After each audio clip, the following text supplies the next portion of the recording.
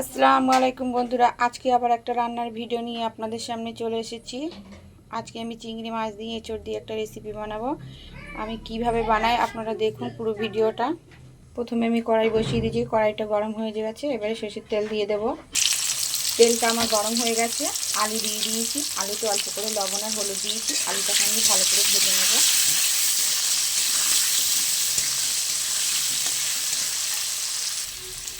আলুটা আমার ভাজা হয়ে গেছে, এবার আলুগুলো আমি তুলে নেব।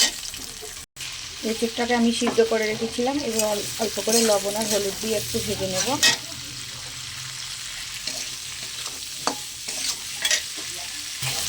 এঁচড়টা আমার ভাজা হয়ে গেছে, এবার আমি তুলে নেব। এঁচড়টা আমি তুলে নিয়ে ওই তেলের মধ্যে আমি মাছগুলো দিয়ে দিয়েছি। এবার মাছগুলো ভালো করে ভেজে নেব।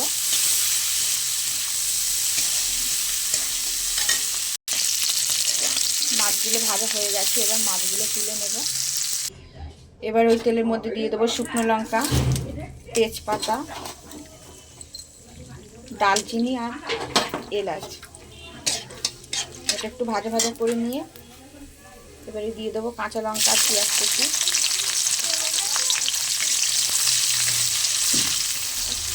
পেঁয়াজ আর কাঁচা লঙ্কাটা আমি ভালো করে ভাজা ভাজা করে নেব।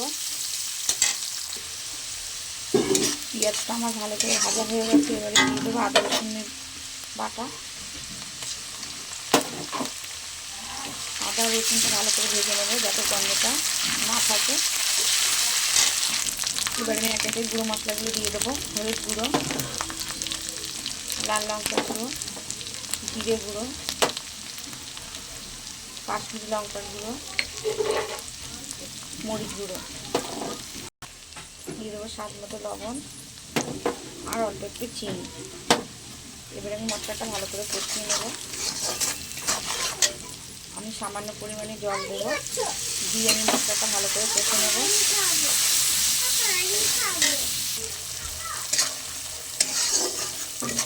মশলাটা আমার ভালো করে কষানো হয়ে গেছে, এবার ভেজে রাখা এঁচড় আর আলু দিয়ে দেবো।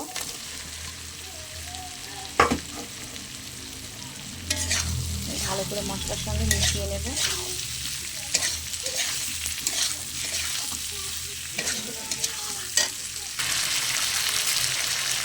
ভেজে রাখা চিংড়ি মাছগুলো আবার দিয়ে দেবো।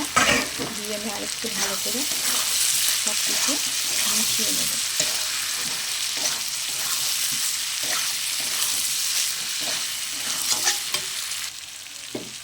এবার আমি পরিমাণ মতো জল দিয়ে দেবো।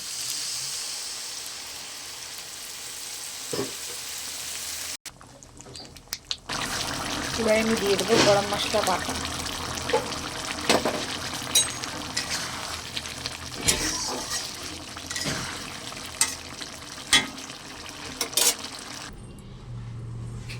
আমার এঁচড় দিয়ে চিংড়ি মাছ একদম রেডি বন্ধুরা। আমার রেসিপিটা যদি আপনাদের ভালো লেগে থাকে তাহলে অবশ্যই লাইক, কমেন্ট এবং সাবস্ক্রাইব করবেন বন্ধুরা। সাবস্ক্রাইব করে আপনারা কেটে দিচ্ছেন, পাশে থাকছেন না। অবশ্যই বন্ধুরা সাবস্ক্রাইব করবেন, আমার পাশে থাকবেন।